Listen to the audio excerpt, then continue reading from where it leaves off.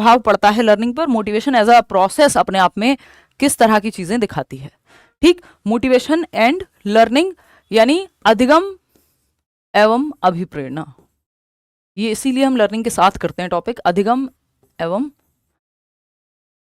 अधिगम और अभिप्रेरणा भी आप कह सकते हो आम भाषा में इसको, अधिगम और अभिप्रेरणा।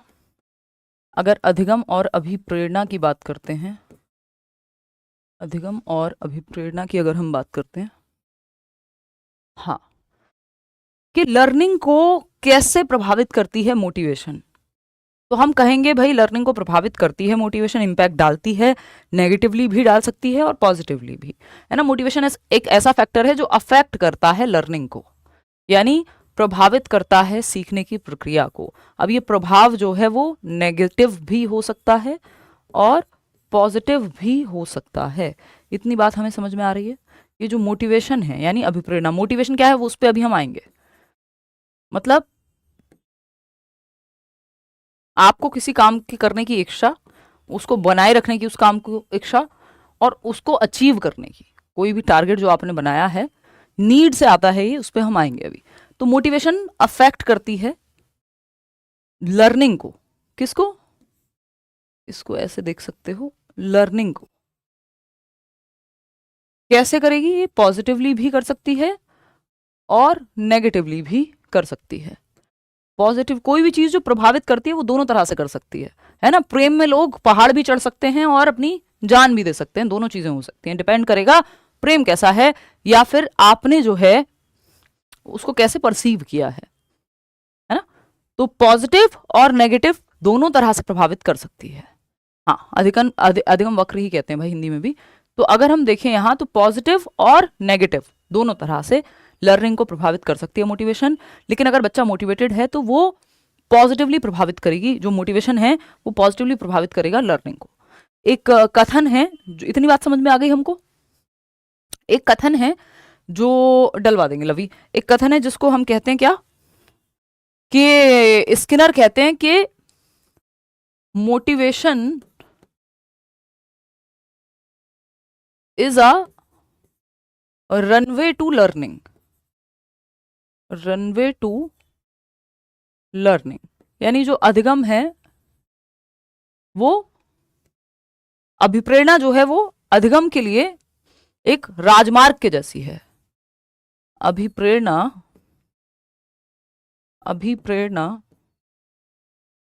अधिगम के लिए, अधिगम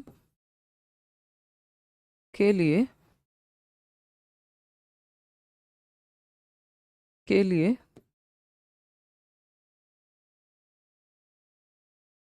राजमार्ग है। राजमार्ग का मतलब क्या है,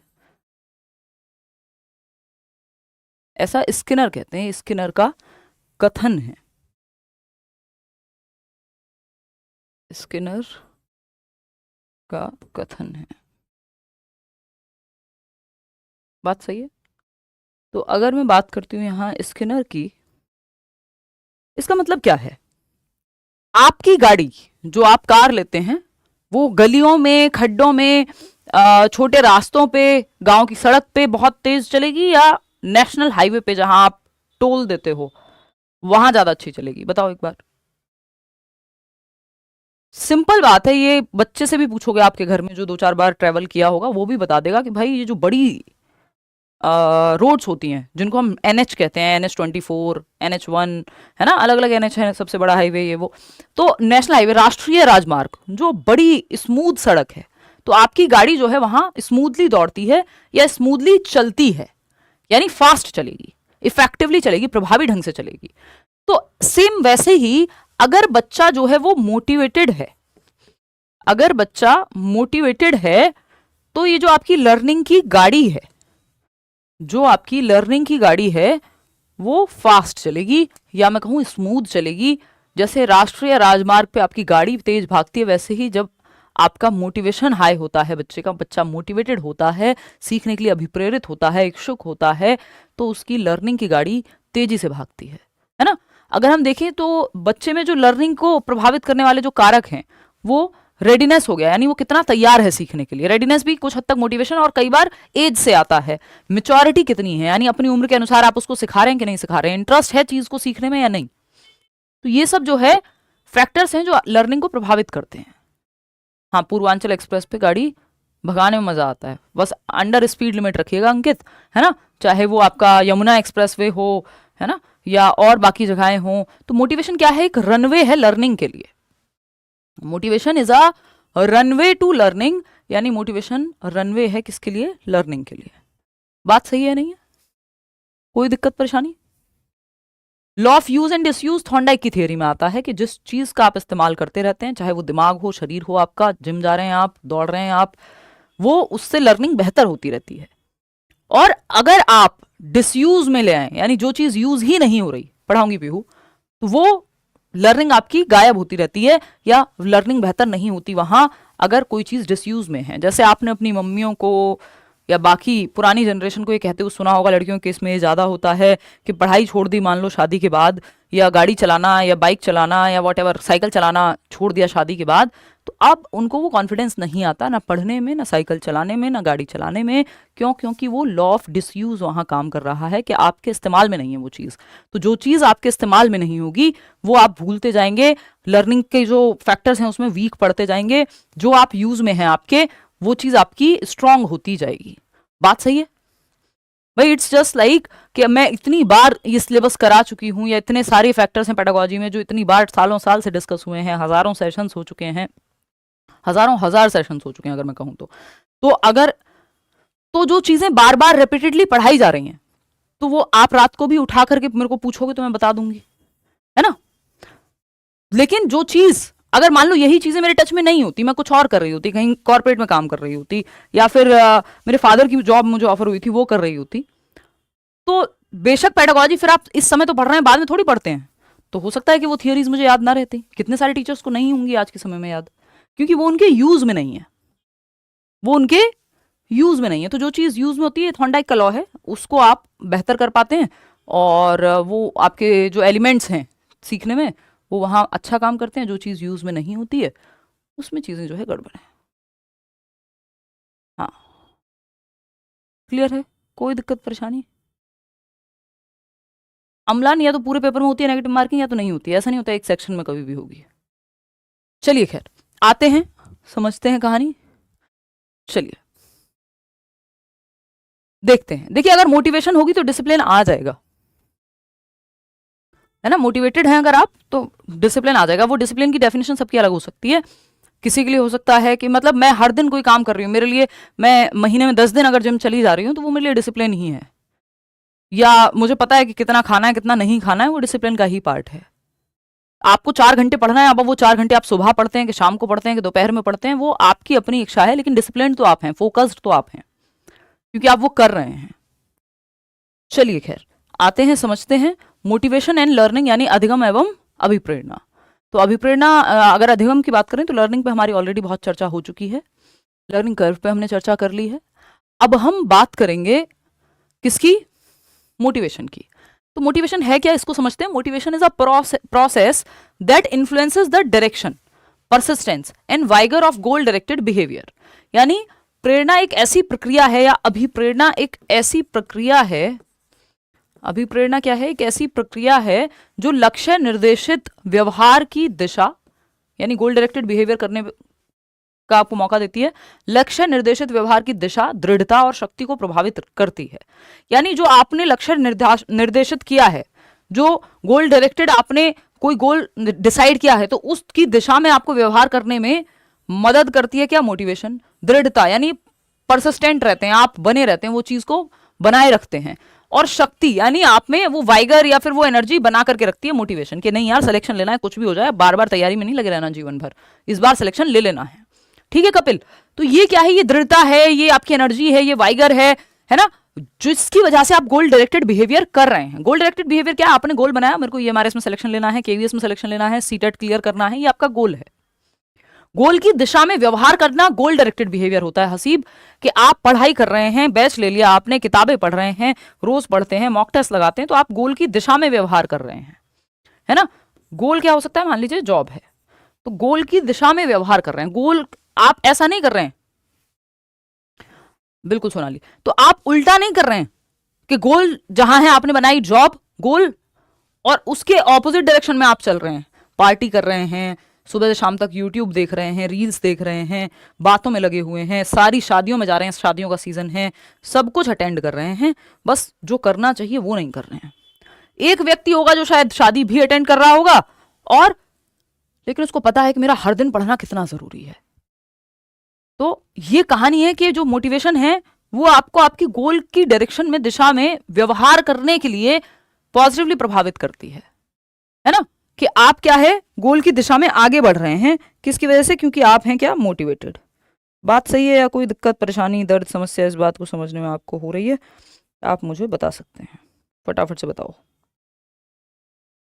इतनी बात क्लियर है या कोई दिक्कत है, बताना चाहेंगे आप? इच्छा है आपकी बताने की, फटाफट से बताओ। क्लियर है? बता चुकी हूं कपिल, एक बार पुरानी क्लास तो देख लो यार, देखो एक बार। तो यहां पे बात क्या हो रही है कि मोटिवेशन एक प्रक्रिया है, एक प्रोसेस है।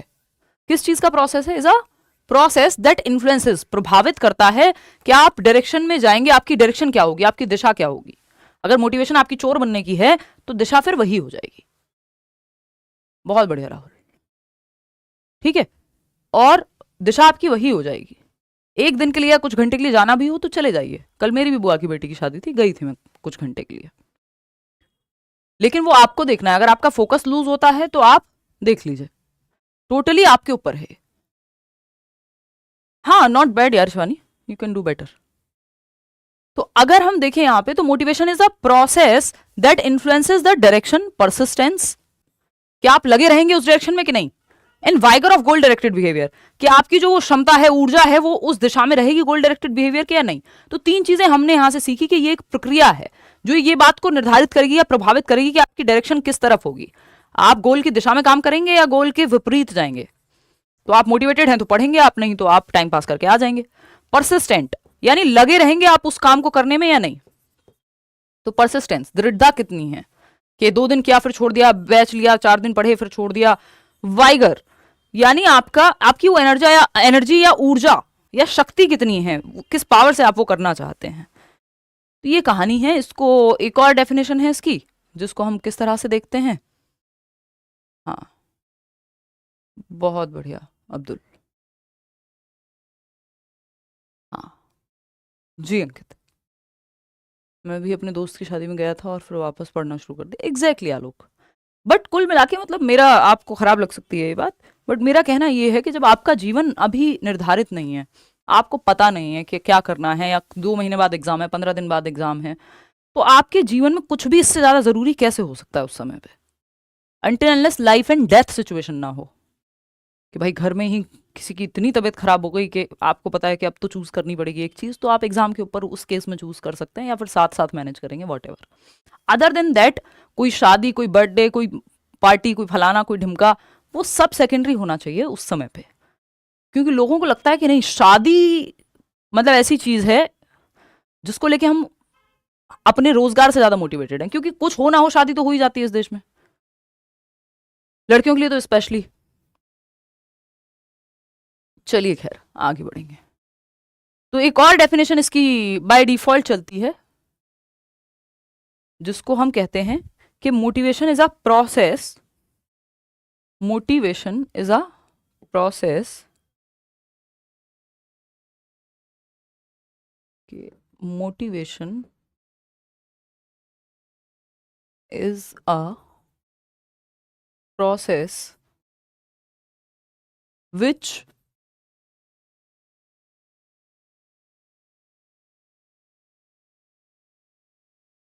helps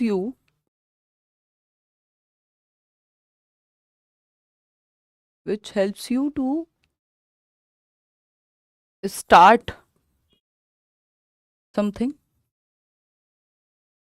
ये मैं पैराफ्रेज कर रही हूँ, यानी अपने शब्दों में बता रही हूँ। To keep on doing it, यानी आपने तैयारी शुरू की, मोटिवेटेड हैं आप, डूइंग इट, एंड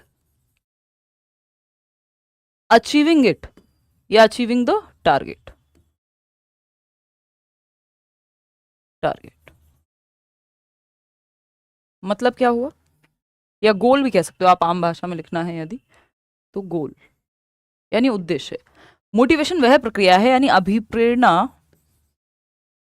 अभिप्रेरणा एक ऐसी प्रक्रिया है, अभिप्रेरणा एक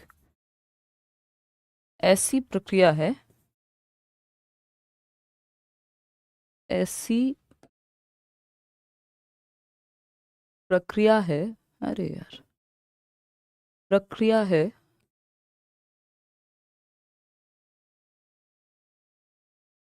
जो किसी काम को शुरू करने, किसी कार्य को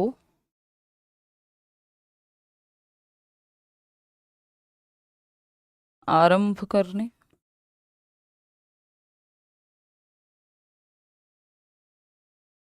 बनाए रखने, यानी आप करते रहेंगे कि नहीं करते रहेंगे उस काम को, कितने मोटिवेटेड हैं इस पे डिपेंड करेगा।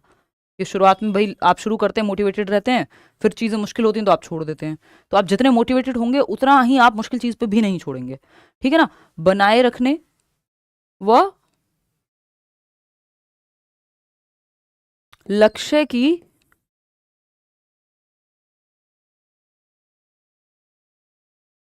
प्राप्ति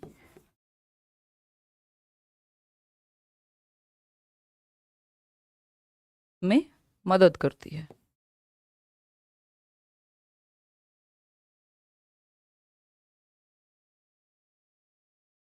ठीक है, इतनी बात क्लियर हो रही है। हाँ आज बता दिया है पुनीत मैंने आपको, तब तक नहीं, सिलेबस आपका 30 तारीख तक, मतलब 30 भी मैं आपको ज़्यादा बता रही हूँ, वो तो उससे पहले ही जाएगा। ये हमारे सवालों की बात हो रही है, शुरुआत में तो आते नहीं हो हैं? देखो एक बार आ जाएंगे शिवानी, थोड़े प्रैक्टिस कर लोगे आ जाएंगे, उतने की ही जरूरत है ना, आपके टॉपिक तो कम ही है ना। अब मान लो 5 टॉपिक हैं, 5 टॉपिक से 20-20 नंबर के क्वेश्चन आ रहे हैं, वही 5 टॉपिक किसी और पेपर में होते और 5-5 नंबर के टॉपिक आने होते, तो आपको लगता 15 नंबर, हाँ ठीक है यार 3 क्लास से 15 नंबर हो जाएंगे या 3 टॉपिक से। लेकिन जब आपको पता है कि इससे 60 नंबर आने हैं तो आपको थोड़ा सा डर लगता है वहाँ। हाँ of course Syed, thank you Shazia, कह रही हैं आपसे बहुत कुछ सीखी। मोटिवेशन इज अ प्रोसेस, तो ये एक प्रक्रिया है। मोटिवेशन क्या है, एक प्रोसेस है which helps you to start something, किसी काम को शुरू करने, उसको बनाए रखने या करते रहने और टारगेट को अचीव करने में जो मदद करती है। तो मोटिवेशन में किसी काम का शुरू होना, स्टार्ट होना, कि आप मोटिवेटेड हैं तो कोई काम शुरू किया आपने, उसको बनाए रखा है यानी पढ़ाई शुरू तो की नौकरी के लिए, लेकिन काम पढ़ते भी रहे, मुश्किल हुआ तब भी पढ़ते रहे, इसका मतलब मोटिवेटेड हैं तो करते रहेंगे, मोटिवेशन जो है इस प्रोसेस को जारी रखेगी और जो आपका उद्देश्य है उसकी प्राप्ति में मदद करती है। तो तीनों चीजें हो जाती हैं। मॉक आप लेट्स लर्न की ऐप पे जाके भी लगा सकते हो अगर अलग से ही मॉक लगाना है तो, ठीक है। तो motivation is a runway to learning, तो आपकी गाड़ी जो है स्मूथली भागती है मोटिवेटेड यदि आप हैं तो। मोटिवेशन एक ऐसी प्रक्रिया है जो किसी काम को शुरू करने, उसको बनाए रखने और गोल की प्राप्ति तक में मदद करती है हमको, ठीक है। अगर ऐसे देखें एक और डेफिनेशन से, तो the concept of motivation focuses on explaining what moves behaviour, यानी ये जो प्रेरणा की अवधारणा है ये समझाने पर केंद्रित है कि व्यवहार को कौन सी चीज चलाती है या मूव करती है, यानी आपके व्यवहार को क्या मूव करता है, यानी बढ़ाता क्या है आगे। तो ये बात हम ऑलरेडी समझ चुके हैं। Motivation is derived from the word motive, एक वर्ड है मोटिव, उससे मोटिवेशन शब्द डेराइव किया गया है, निकाला गया, उत्पत्ति हुई है। In the English language which is defined as a need, motive का मतलब होता है नीड, यानी आपका कोई मोटिव है, कोई नीड है जिसको आप फुलफिल करना चाहते हैं, उसके लिए आप मोटिवेटेड होते हैं। विपुल, बात सही है नहीं, दैट रिक्वायर्स सेटिस्फैक्शन। तो प्रेरणा अंग्रेजी भाषा के मोटिव शब्द से ली गई है, जिसे एक ऐसी आवश्यकता के रूप में परिभाषित किया गया है जिसकी संतुष्टि की आवश्यकता होती है। यानी ये मोटिवेशन जो वर्ड है एक वर्ड से आया, मोटिव से। मोटिव का मतलब है कोई नीड है जिसको आपको सेटिस्फाई करना है। अब वो पानी पीने की नीड हो सकती है तो आप मोटिवेटेड होंगे क्योंकि आपको प्यास लगी है, तो आप जाके पानी पी लेंगे, तो आपकी मोटिवेशन थी, एक लक्ष्य था पानी पीना, गए आपने पानी पी लिया, नीड का सेटिस्फेक्शन हो गया। बात सही है, बात सही है कि नहीं है, ठीक। तो मोटिवे, और अगर ये मोटिव शब्द भी देखें या मोटिवेशन भी देखें तो ये आए हैं सारे के सारे कहां से? इमोवियर एक शब्द होता है, इमोवियर, जिससे आया ये मोटिव। और इस इमोवियर का एक और मतलब हम कहते हैं कि इन मोशन, यानी आप मोशन में हैं, आप प्रक्रिया में हैं, आप ठहराव में नहीं है, आप चल रहे हैं। बात सही है नहीं है? इतनी बात क्लियर है या कोई दिक्कत है इस बात को समझने में? है कोई दिक्कत? नहीं होनी चाहिए। क्लियर? तो आप प्रक्रिया में हैं बेसिकली।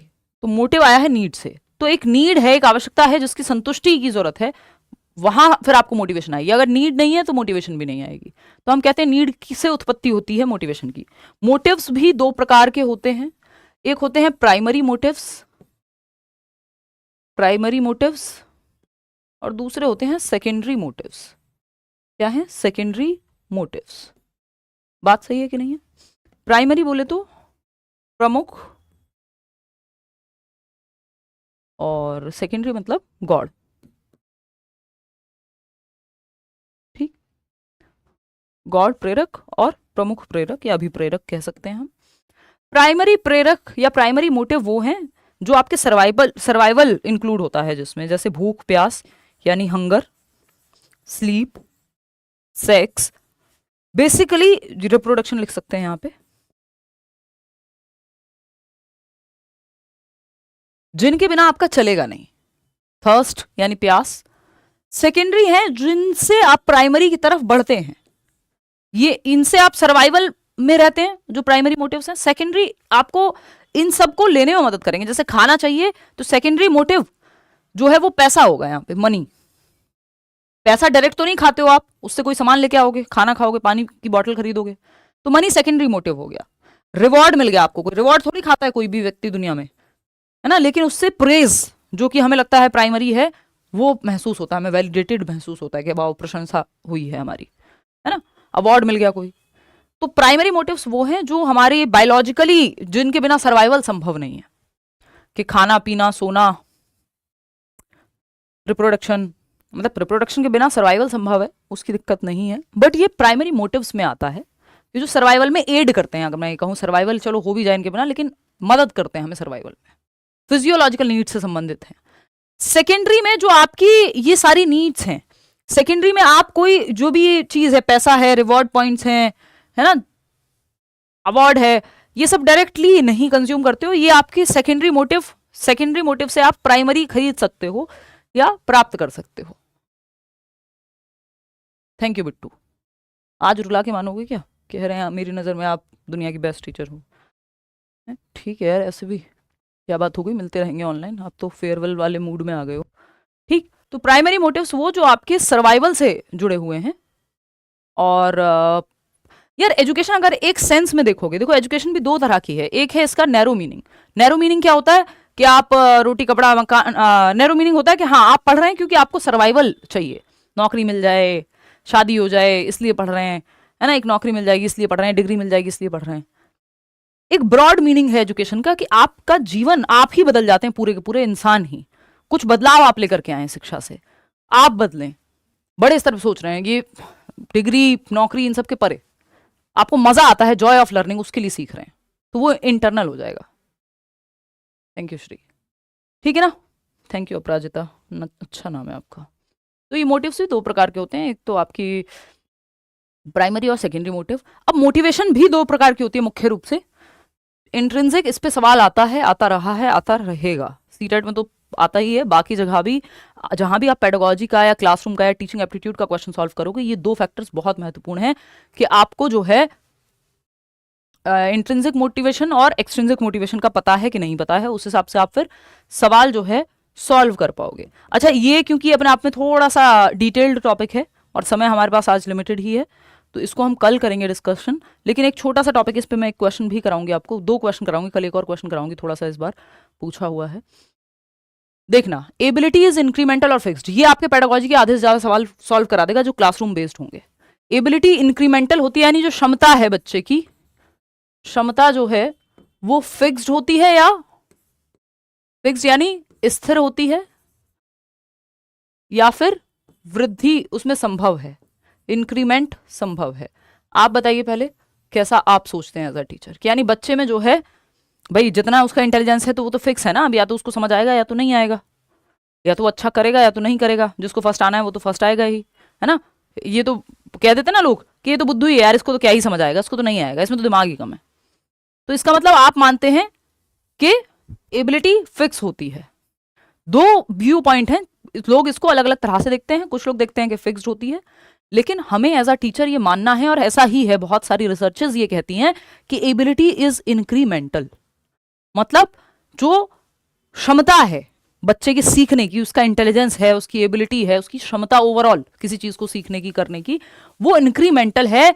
व्यक्ति चाहे और माहौल सही मिले, मेथड्स अच्छे हों, तो वो सीख सकता है। अगर आपको किसी सब्जेक्ट को जो आपको पसंद भी नहीं होगा, पेडागोजी में ऐसा मुझे कई लोग कहते हैं आकर के कि हमें पेडागोजी में पी भी नहीं पता था, ना हमारा इंटरेस्ट था, ना हमें समझ आता था। आपकी क्लासेस देखना शुरू किया, इंटरेस्ट आ गया, अब हमारा पेडागोजी फेवरेट सब्जेक्ट है। तो ये कहां से हुआ? क्योंकि एबिलिटी इंक्रीमेंटल है। ऐसा नहीं हम लिमिट कर दें कि भाई बच्चा नहीं सीख सकता, ये तो इतना ही होगा, ये तो फेल होता है या ये तो लटक के पास होता है, तो ये तो कुछ करने नहीं वाला लाइफ में। ऐसा नहीं है भाई, किस बच्चे को किस तरफ कौन सी दिशा दिख जाए, वो कहां मेहनत करने लगे, बढ़ा सकता है वो अपनी क्षमता को। तो एबिलिटी जो है वो इंक्रीमेंटल होती है, आपको ये बिल्कुल एक सुर में मानना है एज अ टीचर। इंक्रीमेंटल होती है एबिलिटी, यानी इसको बढ़ाया जा सकता है एफर्ट के माध्यम से, प्रैक्टिस के माध्यम से, है ना। आपका मैथ्स कमजोर है, क्या हुआ, सीख लो, करो मेहनत, जी तोड़ मेहनत करो, छोटे से छोटा बिल्कुल छोटे लेवल से सीखना शुरू कर दो, मदद लो किसी से, सर मारो रात दिन। भाई शुरुआत में तो आप ड्राइविंग भी सीखने जाओगे, और अगर आपकी उम्र हो गई है तो थोड़ा सा आपको फियर आएगा, यार पता नहीं कैसे सीखूंगी। आज आप अपनी मम्मी को 60 साल की अगर वो हैं तो उनको कहो ड्राइविंग सीखने के लिए, तो थोड़ा सा वो हिचकिचाएंगी। लेकिन आपको पता है कि इंक्रीमेंटल होती है एबिलिटी। मैं देखती हूँ कई बार सोशल मीडिया पे ऐसी वीडियोस आती हैं कि 58 ईयर्स में, 50 ईयर्स में किसी लेडी ने जो है जिम जाना शुरू किया, स्ट्रेंथ ट्रेनिंग करनी शुरू की। मेरा मतलब यहाँ ये नहीं कि आप जिम ही जाइए, या जिम से मुझे मेरा कोई वो थोड़ी है कि मतलब वो मेरे को कोई परसेंटेज देते हैं, या मेरा कोई भी मोटिव है इस चीज़ में कि मैं जिम को ही अच्छा कहूँ। वो आप कोई भी एक्सरसाइज करिए, और वेट लिफ्टिंग को या स्ट्रेंथ ट्रेनिंग को इसलिए भी जोर दिया जाता है कि समय के साथ हमारी मसल्स थोड़ी वीक होती हैं, तो वो मसल्स स्ट्रांग होती हैं। तो अब वो पिलाटेस हो सकता है, वो आपकी स्ट्रेंथ ट्रेनिंग हो सकती है, वो आपकी योगा हो सकता है, वो आपका कुछ भी और चीज़ें हो सकती हैं जिसमें आप एरोबिक्स हो सकता है, जिसमें आप फिजिकली एक्टिव हैं। तो ऐसा नहीं है ना कि अब हम क्या जिम जाएंगे। एक तो हमारे तो माँ बाप का स्थिति ये, बेचारे वो इतना उन्होंने ऐसा संघर्ष कर लिया लाइफ में कि उनको कुछ भी नया करने को कहो और जिसमें थोड़ा सा उन पे कुछ काम होना हो, उनको घूमने को कहो, कहीं रेस्टोरेंट में खाने को कहो, वो पहले तो ये कह देते हैं अरे बेटा हम क्या ही करेंगे, अब हमें तो कोई इंटरेस्ट नहीं है, क्या ही रखा है ये वो। मैं कभी कभी जाती हूँ यार जिम, मतलब कभी कभी एज इन पिछले 2 महीने से ऑन एंड ऑफ रहता है मेरा, कि मतलब मैं चाहती हूँ कि वो कंसिस्टेंट हो जाए, लेकिन पिछले 2 महीने में ऐसा हुआ है, कभी 12 दिन, कभी 10 दिन, इस महीने में 4-5 दिन गई हूँ, 5 दिन। तो अभी 5 दिन मेरे और हैं, मतलब मेरा टारगेट है कि 10 दिन चली जाऊँ, है ना। तो 10 दिन में इतना रहेगा कि सिस्टम ठीक चलता रहेगा। बाकी वो विद टाइम मुझे ऐसा कर देना है कि मैं हर दिन जा पाऊँ, बट वो पता नहीं कब हो पाएगा। ठीक, मैं कहीं घूमने जाती हूँ अब तो मैंने बिल्कुल निश्चित किया हुआ है कि अगर मैं 2 दिन रुकी हूँ किसी होटल में तो मैं 1 दिन तो जिम ज़रूर जाऊँगी, है ना। और अब मेरा उस जगह पे आ गया है कि मुझे कोई पर्सनल ट्रेनर की ज़रूरत नहीं है किसी की, मैं कर लेती हूँ खुद से एक्सरसाइज, है ना। तो नहीं, ऐसा नहीं, मैं कोई वेट लिफ्टर नहीं हूँ। कोई कह रहा है कि कितना मैक्स वेट उठा लेते हो, मैं कोई बहुत मतलब लिफ्ट नहीं करती हूँ वेट जा करके, नॉर्मल मशीन्स पे वर्कआउट किया, जो डंबल का यूज़ किया। मतलब मुझे मेरी बॉडी एक्टिव चाहिए, कुल मिला के बात ये है। कोई बॉडी बिल्डर बनने का मेरा कोई सपना नहीं है ना। और एथलेटिक रही हूँ मैं बचपन से, स्कूल में एक्टिव रही हूँ, तो वो उतना है कि फंक्शनल रहे इंसान, आप में एनर्जी ज़्यादा महसूस होती है। तो कुल मिला के हम क्या बात कर रहे थे कि हाँ, कई बार हम ऐसा मान लेते हैं कि एबिलिटी फिक्स्ड है, तो वो कहेंगे कि यार हम तो 50 साल के हो गए, अब हम क्या जिम जाएंगे, अब क्या वेट उठाएंगे, अब क्या ये नया काम करेंगे। जबकि आपको कैसे देखना है कि इंक्रीमेंटल होती है एबिलिटी, आप जब शुरू कर देंगे तब से बेहतर होते चले जाएंगे। आपने गिटार नहीं सीखा, आपने सितार नहीं सीखा, आपका मन है, आप शुरू करिए, इंक्रीमेंट होता जाएगा, यानी बढ़ती जाएगी, एड ऑन होता जाएगा, आपकी एबिलिटी बढ़ सकती है एफर्ट और प्रैक्टिस के साथ, आप कितने मोटिवेटेड हैं। तो एबिलिटी का जो व्यू है आपको एज अ टीचर वो इंक्रीमेंटल मानना है कि भाई लर्निंग में ग्रोथ संभव है, व्यक्ति सीख सकता है अगर वो मन लगाए, मेहनत करे, दृढ़ता रखे, सही मेथड से सीखे, सही माहौल में सीखे, तो ये सब जो है आपका हो पाता है। ठीक है, इतनी बात। तो ये आपको 1 नंबर का सवाल है, कहीं भी आ सकता है किसी भी टीचिंग एग्जाम में। इवन जब आपको क्या कहते हैं उसको, आपको ऐसा लगे कि कोई भी पेडागोजी में सिचुएशन दे देगा कि एक बच्चा है जो वीक है, तो भाई उसको आप ला सकते हो आगे। क्यों? क्योंकि एबिलिटी इंक्रीमेंटल है। अगर आप सही तरीके से सिखाओगे तो सीख जाएगा व्यक्ति। ठीक है ना?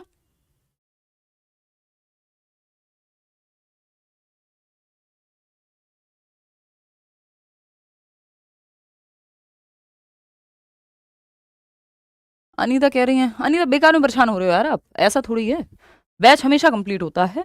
और ये सीटेट की पेडागोजी को लेके मैंने आपको बताया कि जो नया बैच होगा उसके साथ पेडागोजी की जो सब्जेक्ट पेडागोजी है वो आपको करा दिया जाएगा, उसकी चिंता आपको नहीं लेनी है ना। ऐसा थोड़ी कुछ भी छोड़ा नहीं जाता है, यहाँ इतने सालों से लाखों लोग पढ़ते हैं एक बैच में। सीटेट की तो अगर मैं बात करूँ तो साल भर में जो है काफ़ी लोग पढ़ लेते हैं बैच बैच से। तो उस केस में ऐसा थोड़ी है कि आपको कुछ छोड़ा जाएगा। हाँ, कोई चीज़ है अगर रोकी गई है तो वो दूसरा बैच क्योंकि आ चुका है और हम इंतजार कर रहे हैं कि आपका पेडागोजी जो है वो लेटेस्ट बैच के साथ ही करा दें। जो सब्जेक्ट पेडागोजी मेरा तो हो ही चुका है कंप्लीट, या बाकी सारी क्लासेस कंप्लीट हैं। परेशान क्यों हो? तो खरीदना कुछ नहीं है, जब आप यहाँ आ गए हो तो हो गया। चलिए अम्लान, बहुत बढ़िया। तो आपको यहाँ पे ध्यान रखना है कि एबिलिटी को आपको इंक्रीमेंटल मानना है, कि बच्चे की क्षमता, उसकी बुद्धि का स्तर, आईक्यू की बात नहीं हो रही है यहाँ पे, ओवरऑल क्षमता की बात हो रही है, जिसमें इंटेलिजेंस भी आ जाएगा, उसका इंटरेस्ट आ जाएगा, उसका एप्टीट्यूड आ जाएगा, है ना, उसका व्यू पॉइंट आ जाएगा, वो सब इंक्रीमेंटल है। आप बच्चे की क्षमता को, सीखने की क्षमता को बढ़ा सकते हैं। आज जब आप शुरू करते हैं, आप डे 1 पे मान लीजिए आपने लूडो शुरू किया, अब एक व्यक्ति है जो खेल खेल के उस गेम को वो बहुत हाई लेवल पे पहुंच चुका है। लोग शार्प शूटिंग वगैरह शुरू करते हैं बहुत लेट लाइफ में, है ना। कई लोग वाइल्ड फोटोग्राफी शुरू करते हैं। आप कुछ भी शुरू कर सकते हो सीखना। तो हमारी क्षमता जो है, हमारी सीखने की क्षमता इंक्रीमेंटल होती है, फिक्स्ड नहीं होती। वो बढ़ती जाएगी, आपका पोटेंशियल बढ़ता जाएगा। अगर आप सच में देखेंगे पिछले 10 साल में, अगर आपने खुद पे काम किया होगा तो आपको नजर आएगा कि यार आप में बहुत सारे चेंजेस आ गए विद टाइम। समझ गए? अब इसके अलावा आपके मन में कोई भी सवाल हो, हम इंटरनल मोटिवेशन और एक्सटर्नल मोटिवेशन और उस पर 2-3 सवाल और ये मोटिवेशन की साइकिल कल की क्लास में करेंगे। और फिर उसके बाद आपका हम करेंगे आईसीटी। वैसे तो मुझे कल से ही शुरू करना था, और ये सीटेट के लिए ये आखिरी क्लास होगी। मोटिवेशन के बाद आपका कुछ और बचता नहीं है जो भी काम का है। इतना आप रिवाइज कर लेंगे अच्छे से और प्रीवियस ईयर लगा लेंगे तो आपके 30 में से 30 आ जाएंगे। हाँ। तृप्ति, अगर ईएमआरएस आपने बैच ईएमआरएस का लिया तो आपको उसी हिसाब से क्लास